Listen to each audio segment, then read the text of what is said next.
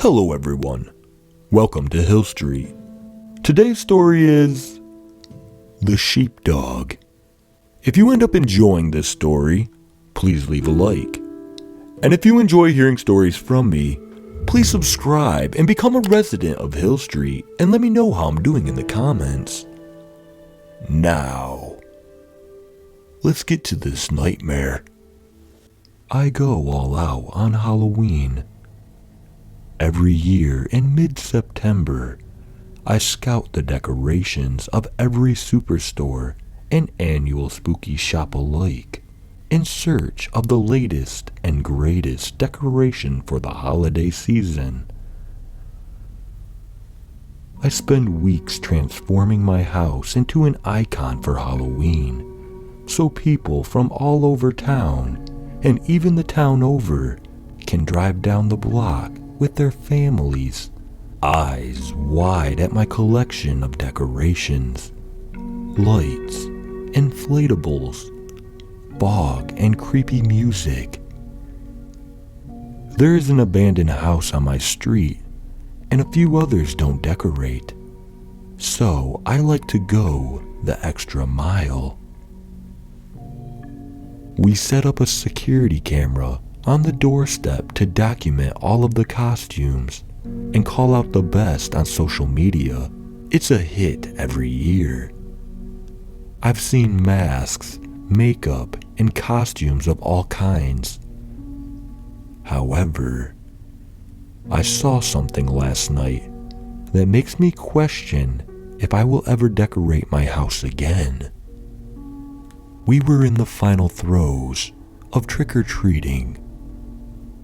There was only a handful of kids left, the crowds drifting away. My husband and daughter had returned from their own route while I passed out candy.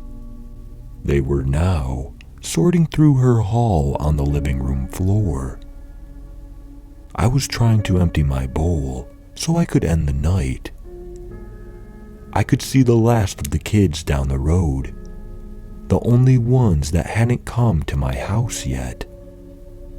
Two animatronics walking together, followed by a skeleton teenager who looked too old to be going door to door. After awing at my spectacle, they came my way, pointing at my hanging skeletons and creepy window decals. They held out their bags with toothy grins, and I loaded the kids up with everything I had. I reminded them to avoid all fresh food and open packages, and pointed to the camera so they could pose.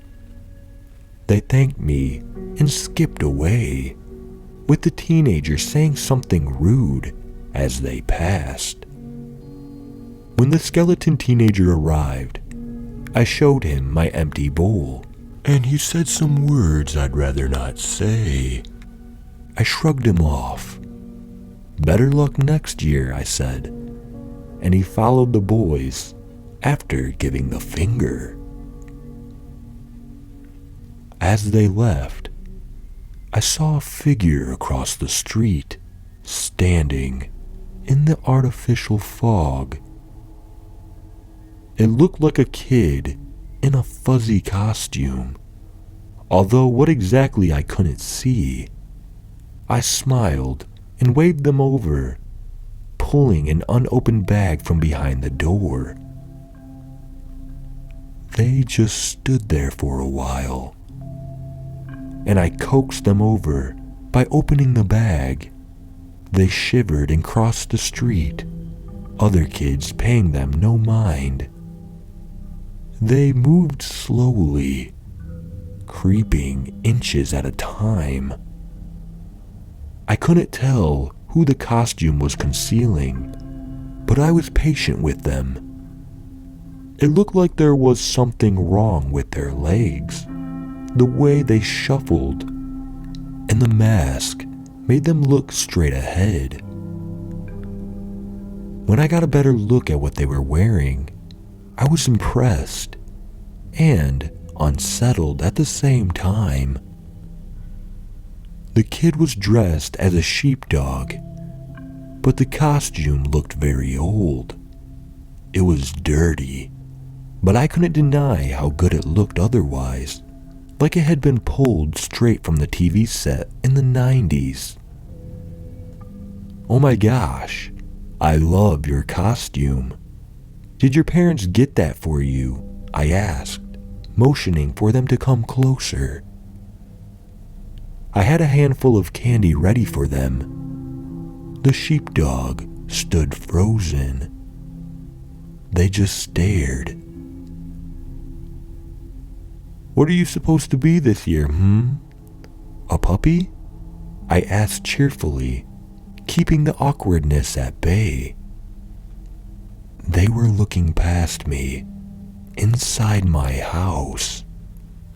I shook the handful of candy to get their attention. "Don't say much, do you?" "That's all right. Happy Halloween," I said. They stayed put, but held out a crumpled paper bag. I brought it to them, unsure if there was a disability of some sort that I couldn't see. Closer now, I could see the dirt in the fur of the costume. And there was a smell, an awful, piercing stench. I pushed it off, thinking maybe the kid was going through a tough time at home. As I filled the kid's bag, I looked into their eyes, which were now very sharp and staring up at me. "Are you alone?" they said, but the voice wasn't like a child's. It was deep and raspy, like an old man. I jumped, but tried to play it off. "What's that, hun?" I said, leaning closer. Goosebumps covered my skin. "Who's in there?" they said, their deep groan of a voice giving me chills. Their large eyes looked past me again, then back up at me. This was a prank. Had to be. By the way it talked, the way it wheezed, it was too real to replicate.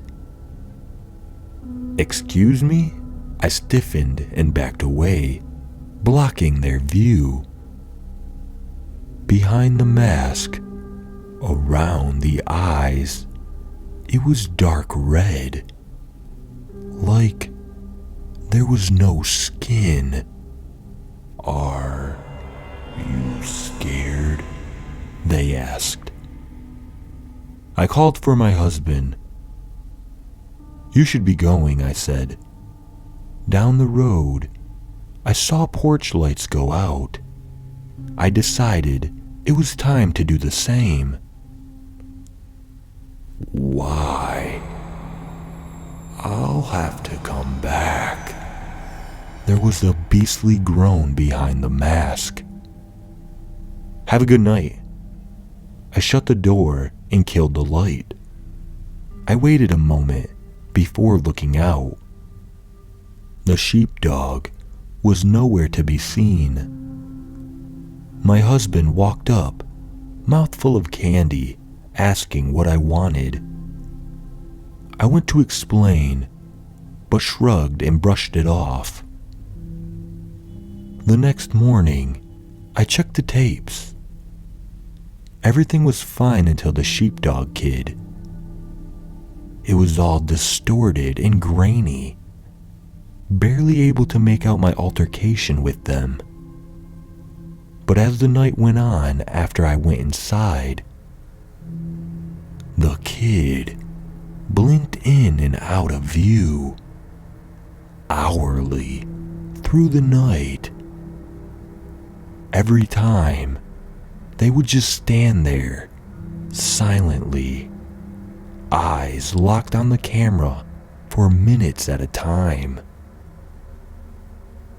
I can still smell the rot on the front porch.